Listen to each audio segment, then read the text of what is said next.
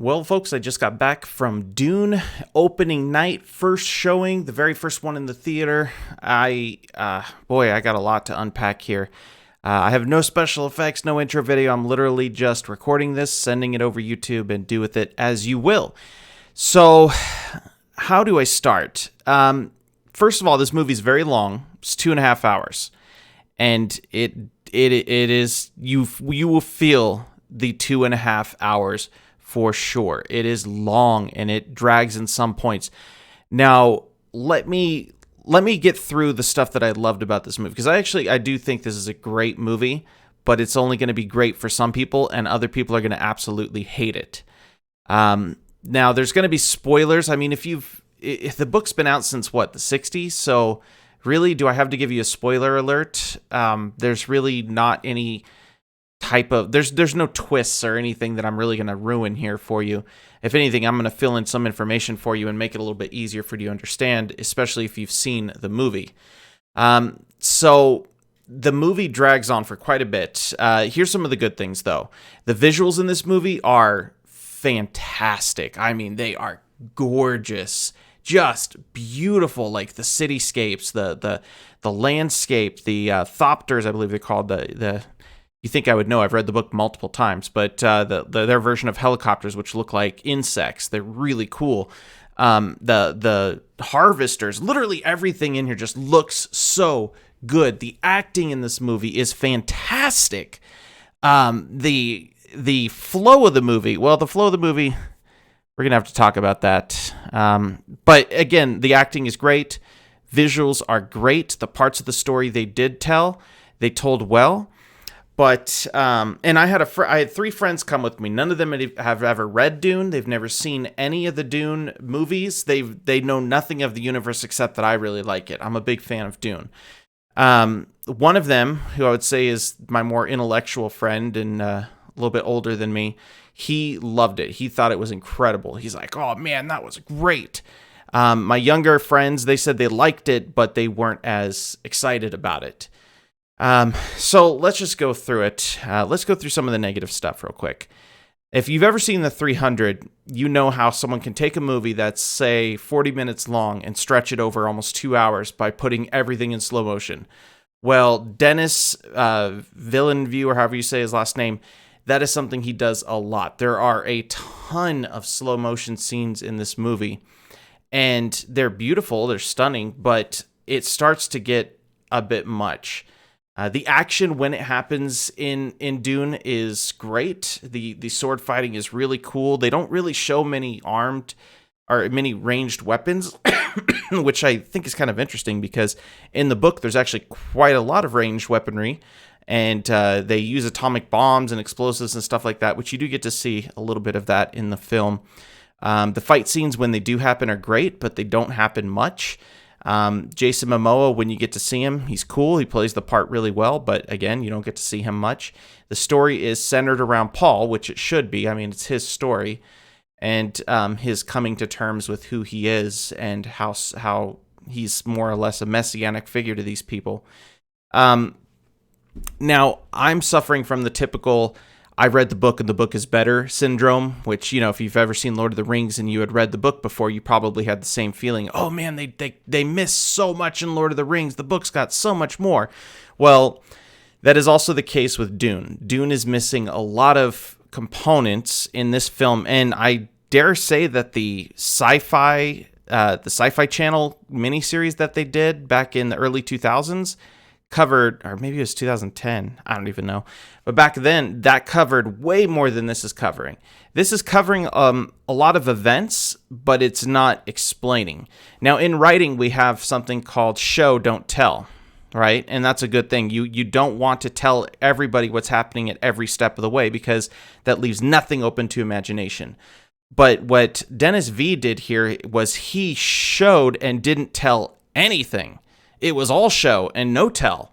So if you've not read the books, you're sitting there trying to interpret what the heck is going on. And the thing about Dune is it is Game of Thrones in space, right? It is there's all these families that are feuding. They all have feudal systems, so they rule their people with an iron fist. But the House Atreides, which is where Paul is from, the main character, is the closest thing you have to a benevolent dictatorship. They're still the royals, but they treat their people very well. They're very honorable, and they've gained a lot of power and a lot of undying loyalty from their people, which upsets the emperor. At least they mention it in the movie. You barely hear about it at all, but it's actually a huge deal in the books and in both the other series. And the emperor is moving behind the scenes. You never even get to see the emperor, as far as I remember anyway. Do you get to see the emperor in this movie? I don't think so.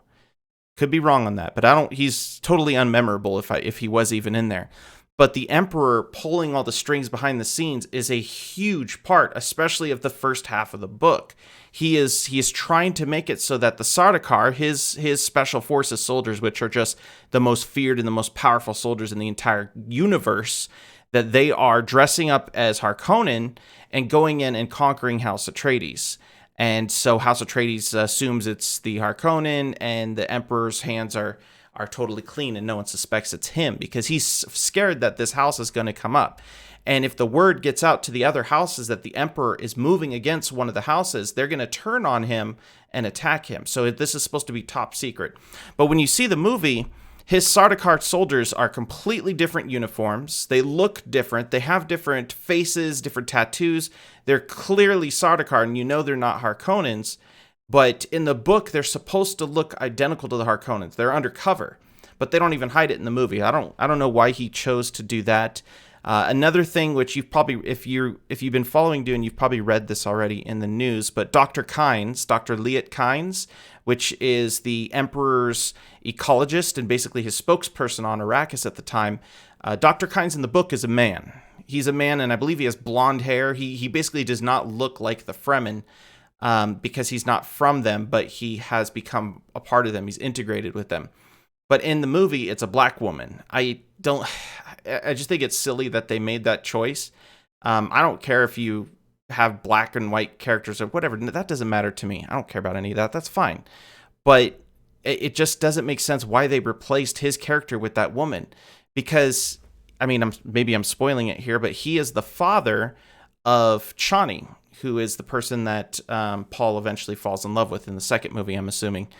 And so now what? She is the mother of Chani? And she looks like the Fremen. Like, she's supposed to look, or he, really, if you read the book, is supposed to look different than the Fremen. If you've read the Dune comic books, in the Dune comic books that are going right now, Dr. Kynes is a totally un-Fremen-looking guy. Blonde-haired, white, pale face, and sort of, like, integrates with the culture. So I don't know what that choice was about. That didn't ruin it for me, and only if you've read the book is that going to bother you. So, that's neither here nor there, but just be aware if you have read the book that is in there, and try not to let it ruin the movie for you. It didn't bother me so much. Another thing is, again, the vehicles and the weaponry and all that stuff, very cool. I loved it. I loved every minute of it. It was a great way to bring it to life. Now, the music, I want to bring up the music because, as I understand it, the way Denis Villeneuve, or whatever you pronounce it, Denis DV, however he wanted the movie to be, he wanted it to be an intense visual and audio experience. Well, I saw it in IMAX, and I don't know if it was meant to be this loud, but the music in the IMAX theater was so insanely loud, I couldn't actually hear the dialogue of the characters most of the time. That didn't bother me so much because I know what their dialogue is. I've read the books multiple times. I pretty much know what they're saying, and I could read their lips. But I can't imagine someone who's never been exposed to Dune being able to understand anything that's going on because the music was just all the time. Like, that music from Inception. Imagine that, but the whole dang movie all the time. I think it was Hans Zimmerman who did the music for the movie, which makes sense because the music is great and it's very powerful, but it's so overwhelming and so just covering everything else up. And hopefully that was just my IMAX theater and that's not actually the way the movie is. Visually, again, gorgeous movie. But my final thoughts are, because I want to keep this real short, if you've read Dune, you're going to understand what's going on and you're probably going to really like the movie. It's gorgeous. I enjoyed the movie, genuinely. If you've never seen Dune, I'd say there's a 50-50 chance you're either going to love the movie and think it's just the coolest thing you've ever seen, or you're going to absolutely hate the movie because you fell asleep in the middle of it. This movie is long It drags in certain parts, like really drags. I was even starting to go like, man, I'm ready to go. This movie's where's the conclusion of this movie? Good Lord. I think that it makes sense now that the reviews, because I've seen a lot of reviews, glanced over in many ways, that all the reviews, it's like 50% praise the movie and 50% think the movie is just a bunch of garbage. I don't think it's garbage. It's definitely very deep intellectually, or he tried to make it seem that way anyway. But you're either going to love or hate it. And I couldn't tell you if you're going to love or hate it, how that is. I think maybe more intellectual movie type folks who like movies like Inception or Interstellar. I loved Interstellar and Inception, to be honest. Matrix, movies like that you have to really think and go back and watch again. If you like those kind of movies, you're probably going to love this movie because it definitely will make you think. And there's a lot of showing, very little telling. So if you've never read Dune, you're going to come back to it multiple times to try and understand what you just saw. Unfortunately, it's not what I was expecting. I just hope that the movie makes enough money for a sequel to come out, because the sequel is supposed to be packed full of action and very fun from a movie watcher standpoint, because they're basically starting up the resistance and fighting back against the Harkonnen and beginning this whole jihad, this whole holy war with Paul as the messianic figure. So the second movie should be just awesome and action-packed. So I just hope the movie makes enough money. That's about it for me, guys. I'm trying to keep this super short. I was trying to keep it under 10 minutes, but we went a little over. So anyway, if you liked the review, feel free to thumb it up or thumb it down if you didn't. I don't really give a crap. Your disappointment sustains me, so I hope you guys subscribe to my channel. Thank you for watching.